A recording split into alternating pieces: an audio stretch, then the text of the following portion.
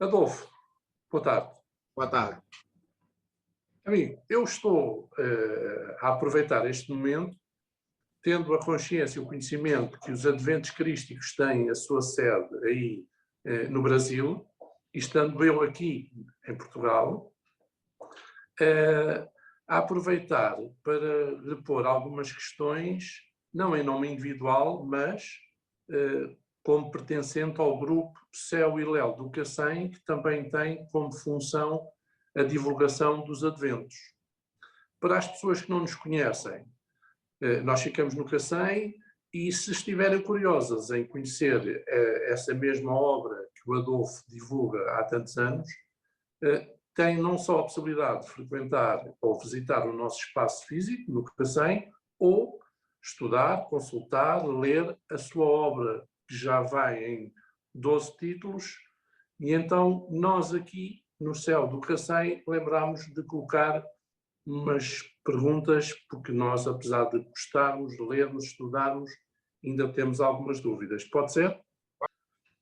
Qual a finalidade de o ser humano tornar-se uno com o Nazareno Mestre? Em que aspecto é que isso mudará a vida de cada um de nós? Jesus, todos nós já sabemos, é uma linguagem muito repetitiva, era, digamos assim, o porta-voz dos céus.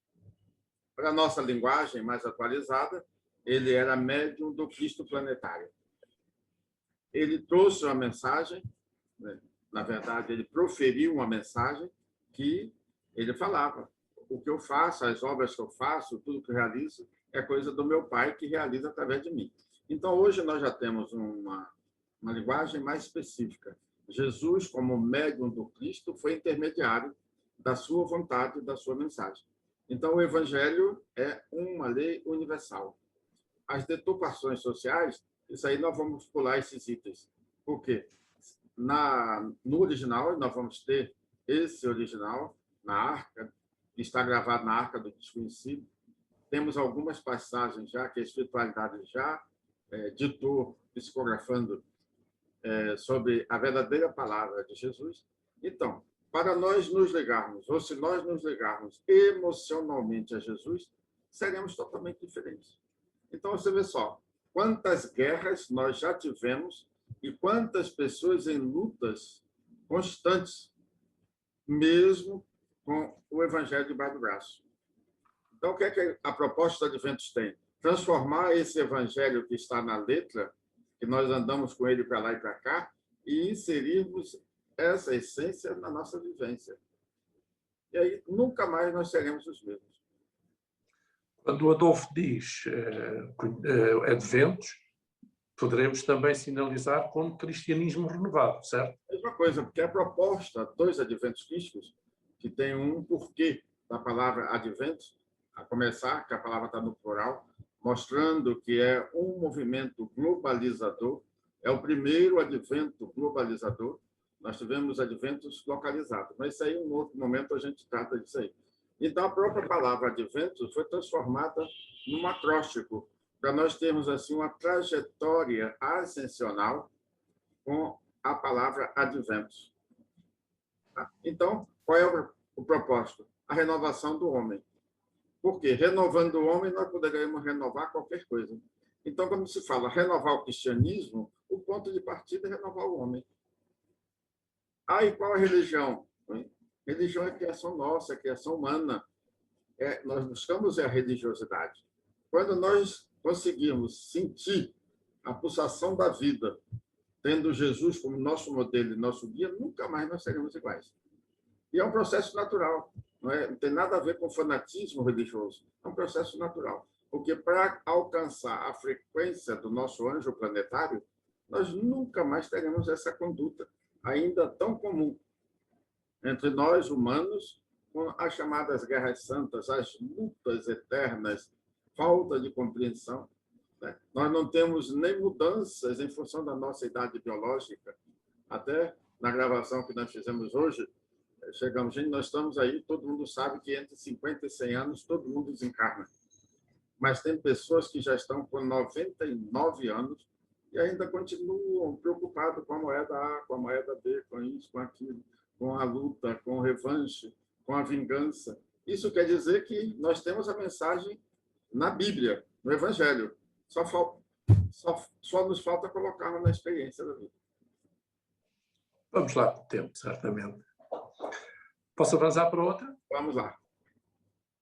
A nossa interação com Jesus será mais fácil pela razão ou pelo sentimento? Nós costumamos dizer, até baseado na obra de Pietro Baldi, a grande síntese, também a lei de Deus e também técnica funcional da lei de Deus, que todas as nossas dores terminam no coração. Porque por mais rude que nós sejamos, diante da dor, nós buscamos Deus. E com isso nós vamos exercitando, melhorando a nossa chama, a nossa conexão com a nossa origem, com a fonte da nossa origem, que é Deus. Então, de tanto nós buscarmos Deus, nós vamos diminuindo as nossas culpas, as nossas mazelas, e então a gente vai acelerando o processo natural de um maior contato com a divindade suprema. E como nós, digamos, a divindade suprema, Deus, é muito abrangente, nós sempre costumamos. O nosso líder e o nosso modelo é Jesus. E aí, qual é a melhor sugestão? Conhecermos o humano Jesus e a sua mensagem. Mas antes de conhecermos a mensagem, é preciso conhecer o humano. Que o Pietro Baldi é muito didático e ele falou: se nós não aceitarmos o humano, não aceitaremos o divino que esse humano passar. Isso aí é lei universal. Então, é preciso que nós conheçamos como é que Jesus viveu, como é que ele conviveu, como é que ele viveu com as diferenças, com os diferentes, de que maneira ele reagiu para nós tentarmos alcançar a sua idiosincrasia. Então, precisamos conhecer o humano, Jesus. Fica mais fácil para nós assimilarmos o seu evangelho, que, na verdade, é a síntese de todas as verdades, porque é a síntese da lei de Deus. É possível conhecer Jesus pelo sentimento sem ser pelo lado da dor? Mas aí, aquele item que todos nós já dominamos, a humanidade inteira. Se alguém quiser negar, é por conveniência. A lei do Pai, a lei de Deus é perfeita. Ele sempre nos oportuniza para que nós consigamos vencer as nossas dificuldades, evoluirmos e ascendermos um dia pelas vias internas do coração. Então, se nós não conseguirmos pelo amor, de imediato a dor é acionada. E não precisa de um anjo para vir acionar a nossa dor. É um processo natural. Se eu tenho a oportunidade, pelo discernimento, de me melhorar pelas vias do coração, pelo meu sentimento, pelo meu contato com a divindade suprema, e não consigo, ou não faço essa opção, eu estou acionando a dor. Então, é igual um piloto automático, já entrou em ação. Significa que, se nós tivermos a consciência de que quando nos surge um problema, quando temos uma doença, quando há uma dificuldade, quando há um dia de chuva, quando há um dia mais difícil, se agradecermos esse dia, já estamos a tentar fazer essa ligação pelo coração com Jesus sem necessitar da dor, certo? Porque a gratidão, na obra de André Luiz, nosso querido André Luiz, ele fala: acordei, graças a Deus, estou respirando, estou vivo. Nós não temos o hábito da gratidão. E é uma das maiores dádivas para nós. Estou respirando. Por quê? Respirar é o primeiro passo de que nós estamos vivos. Quando pararmos de respirar, é sinal de que nós já fomos. Já estamos sendo encaminhados para o outro lado da vida. Então, a gratidão, e o André Luiz é muito, muito especial. Acabei de acordar, estou respirando. As pessoas do meu lado, minha companheira, meu companheiro, meus filhos, está todo mundo respirando. Então, graças a Deus. É o que nós precisamos. Vamos para outra.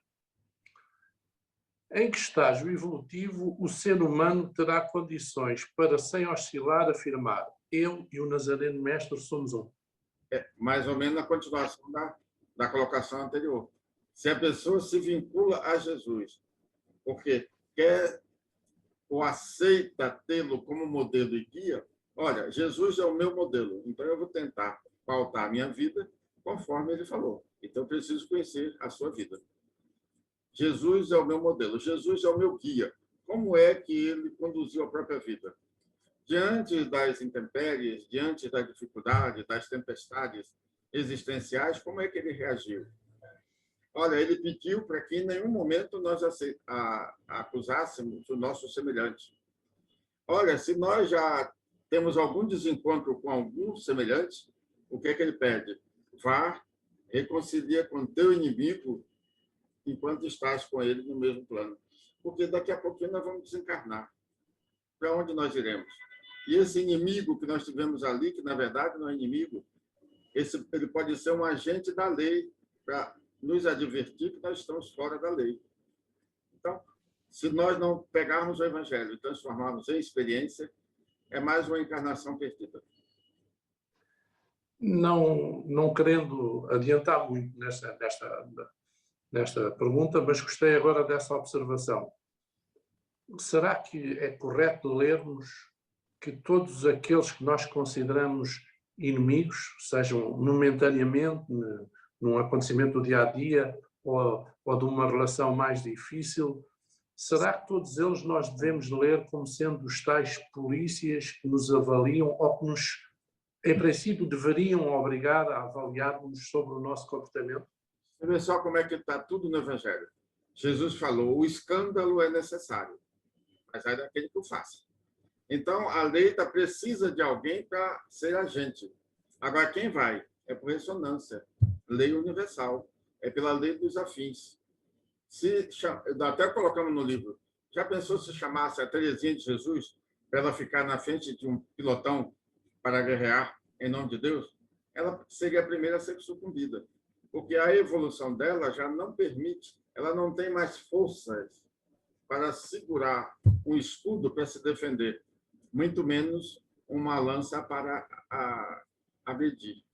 Então, todo mundo, se fui chamado, eu atendi, é porque eu tenho eco, aquilo ali fez eco.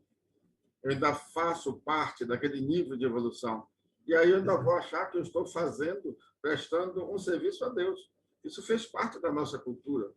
Quantos aí dizimaram cidades, né? Acabaram com civilizações e tal, achando que estavam prestando uma obra a Deus. Você vê só o nível de ignorância que nós já fizemos parte. Agora, quantas pessoas que hoje, quer dizer, atualmente, conhecem a lei, mas fazem questão de repetir as mesmas coisas.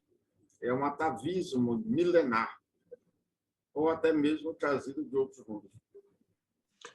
Quando estamos a falar destas dificuldades e de Evangelho, é porque possivelmente nós ainda não ganhamos muita consciência do que é que significa ou qual é o conteúdo desse Evangelho, não será?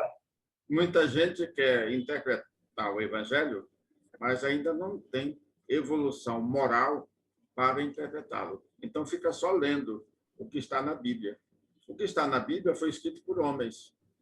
Então, tem falhas, tem erros, tem inserções que, de acordo com os interesses de cada época, as lideranças colocaram, que necessariamente não foi falado por Jesus.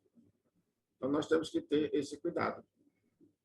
Vamos, então, procurar espíritos mais evoluídos, encarnados ou desencarnados, que trouxeram a interpretação para nós.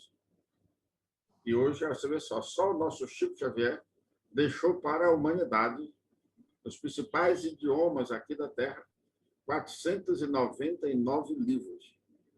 Imagina só, eu já estou com eles guardados para as próximas encarnações, que não dá tempo da gente outra coisa. Agora, então, você imagina só quando que a humanidade, de todas as épocas, teve uma quantidade, uma qualidade doutrinária desse nível, trazido pelo nosso Chico Xavier. Aliás, o nosso saudoso Chico Xavier. Existem pessoas que não conseguem conviver e muito menos ainda abraçar os desprovidos do conhecimento quanto à cultura dos povos, às normas de conduta, às etiquetas, às tradições, etc. O que se deve fazer para conviver pacificamente com os homens e suas diferenças culturais e, ao mesmo tempo, induzi-los às mudanças naturais, considerando que tudo criado faz parte do eterno transformismo? Então, quem ainda estiver nesse estágio, respeitemos.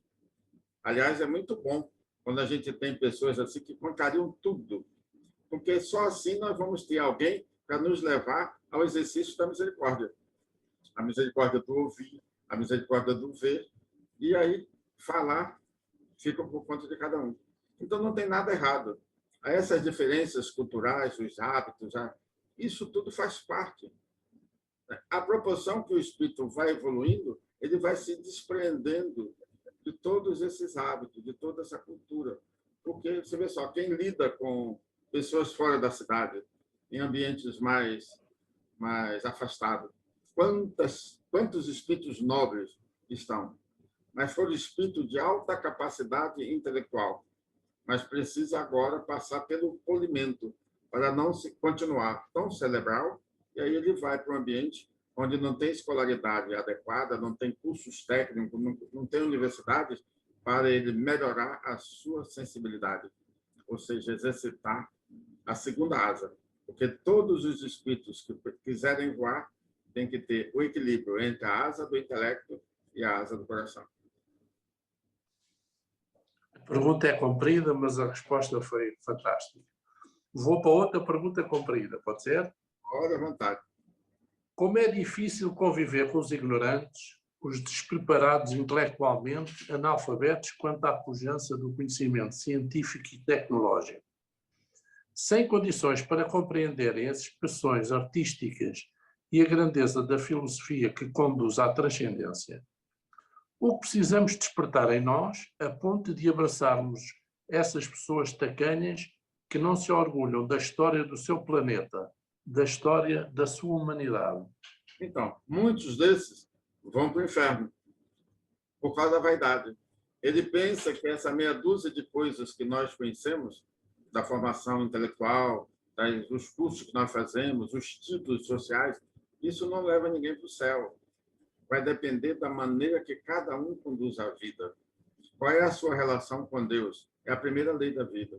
Então, às vezes, a pessoa está tão abastada de conhecimentos externos, mas não interiorizou qual é o sentido sagrado da vida.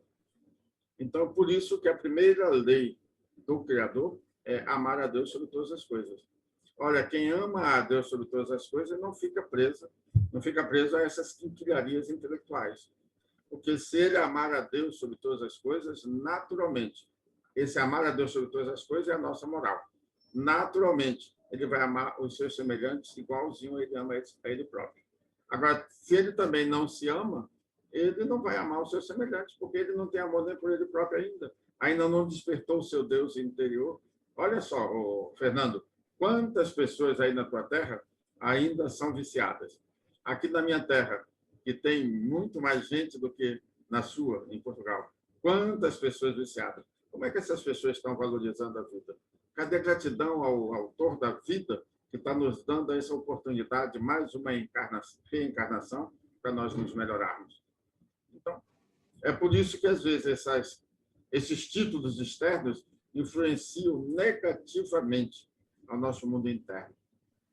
Porque, se não transformarmos o conhecimento em vivência para melhor auxiliarmos na educação de uma sociedade planetária, é só informações, todas cerebrais.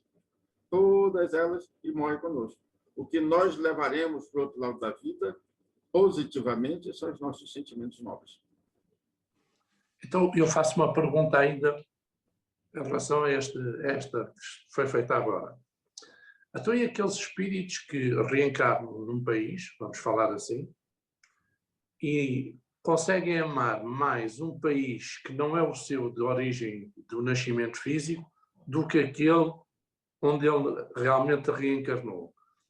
Aí também se põe em dúvida, ou também se coloca esta questão que não consegue compreender, que não consegue amar a Deus? Então, nós somos reencarnacionistas. Então, essa visão para nós é mais fácil. Então, nós vivemos, ou já tivemos encarnados, em outros países. Aliás, já tivemos em vários países, nos continentes. Atualmente estamos na Terra, ainda há pouquinho nós estávamos em outros mundos. Isso é uma constante. Agora, dependendo da vida e dos acontecimentos das vidas anteriores ou da vida mais recente em determinado país, nós podemos ter uma lembrança negativa. Mas também temos o contrário. Quantas pessoas que estão no país e sentem saudade, mas de maneira positiva, aquela saudade maravilhosa de uma outra região, de uma outra língua e por aí afora. Então, mas se não existe acaso, os coordenadores das nossas reencarnações sabem exatamente qual é a terra, qual é o idioma, qual é o clima, qual é a etnia mais adequado ou mais adequados para que esses espíritos reencarnem. Então, ele vem, às vezes, contrariado. Eu não queria ser brasileiro, eu não queria ser português, eu não queria ser alemão, mas a coordenação escolheu o melhor lugar. Nosso Vitor Hugo, através do Divaldo, fala: quantos europeus dos países frios são transportados e reencarnam nos países tropicais, para não ficar na mesmice.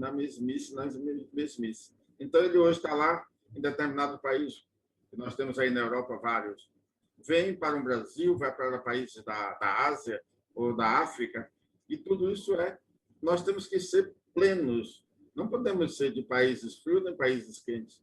Nós temos que ser seres conscientes e atuantes em qualquer ambiente. Jesus, já pensou Jesus?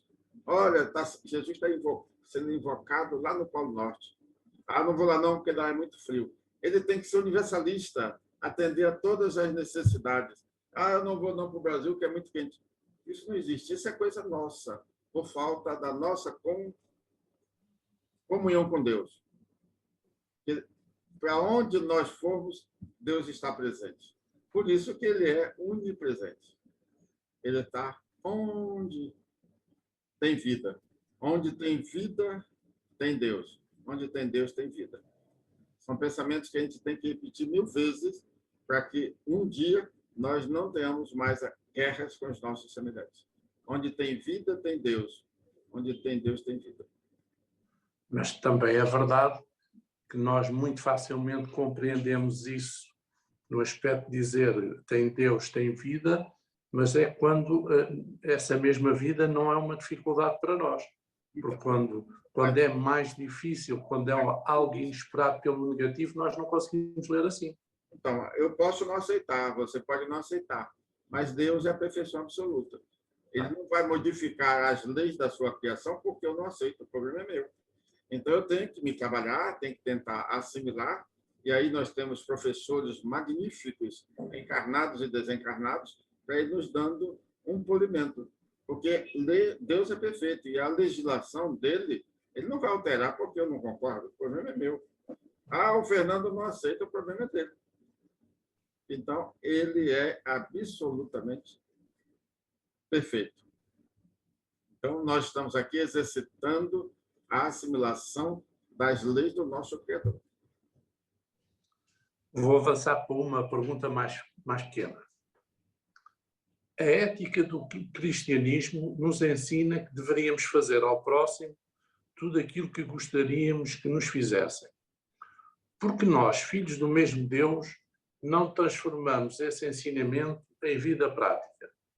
Isso é muito fácil. Por quê? A nossa pouca evolução, isso nos mostra que nós viemos muito recentemente, nós estávamos no mundo animal, no reino animal.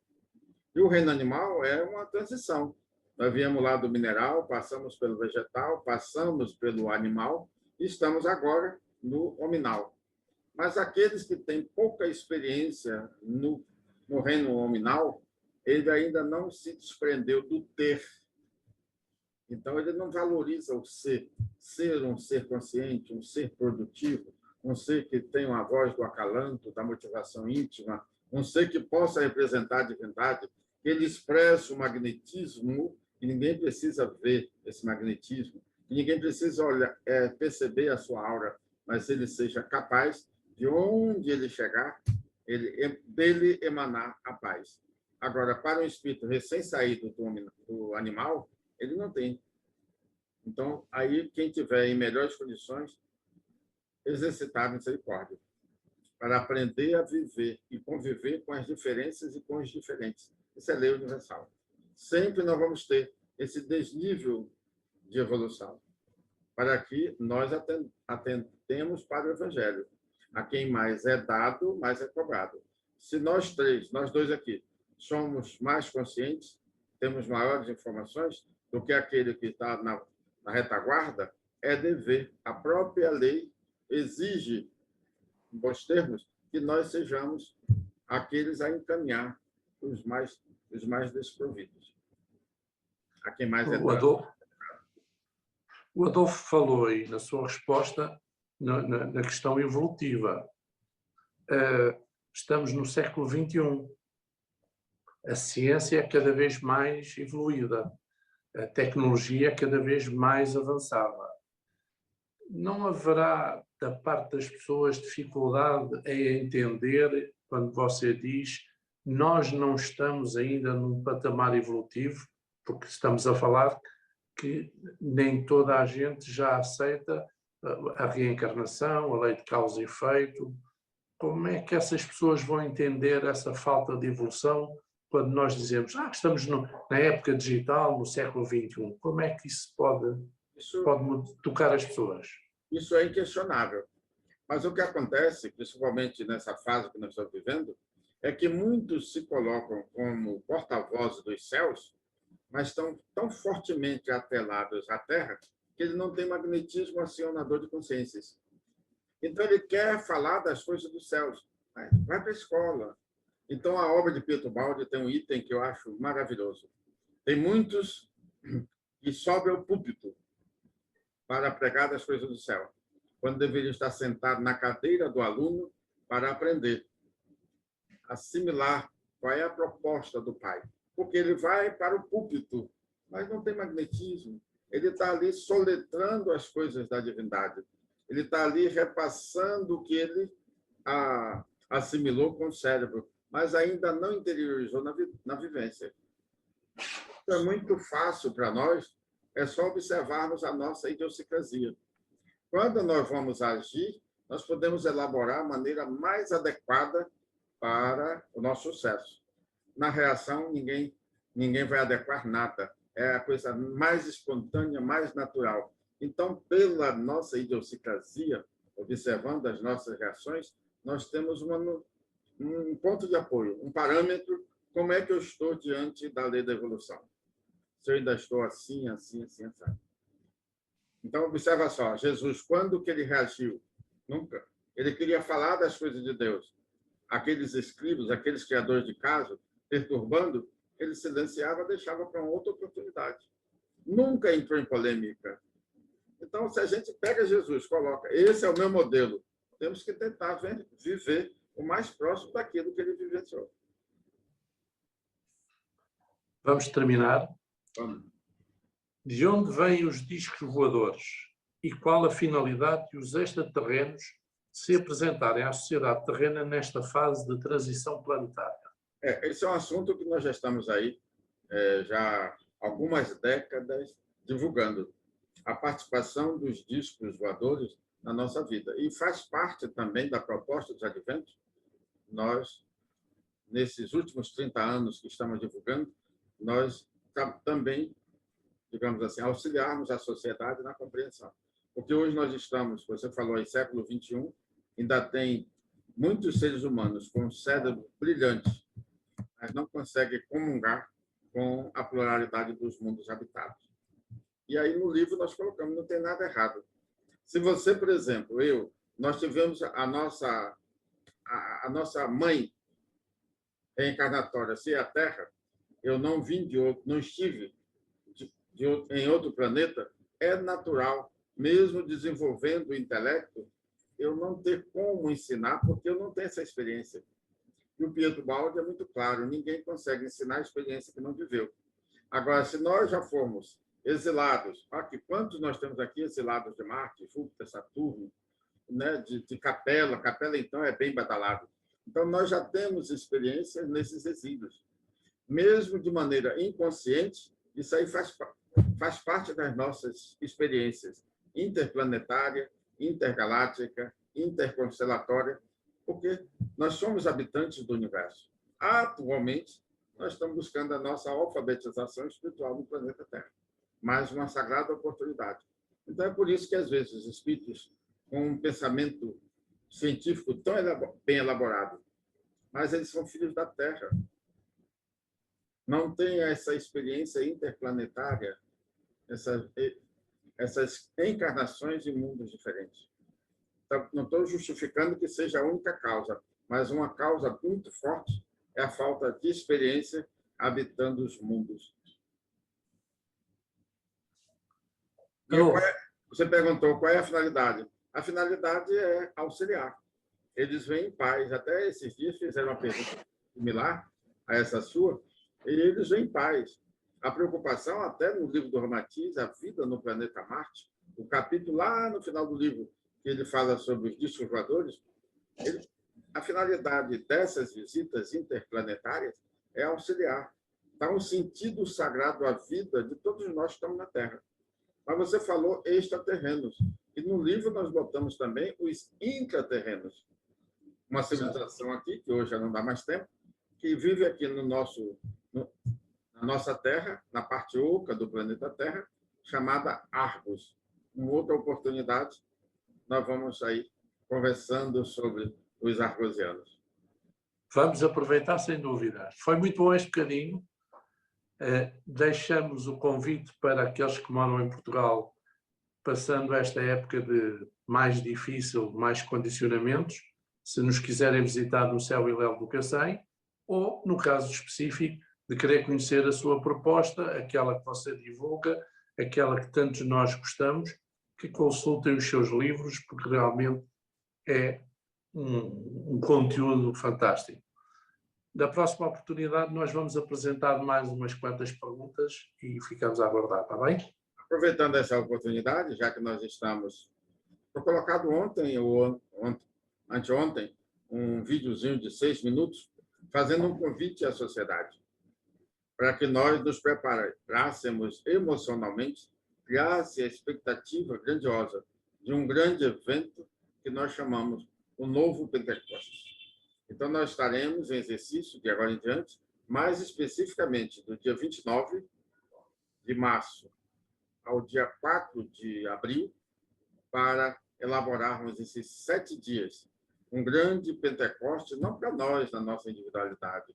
Nós queremos para o todo, chamado planeta Terra, e para todos os viventes de todos os reinos no planeta Terra.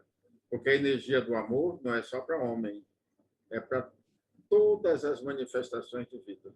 Nós estamos a todo mundo, ou quase todo mundo, sobressaltado com o coronavírus. Se o coronavírus tem vida, tem Deus. Então, reclamar não é o ideal.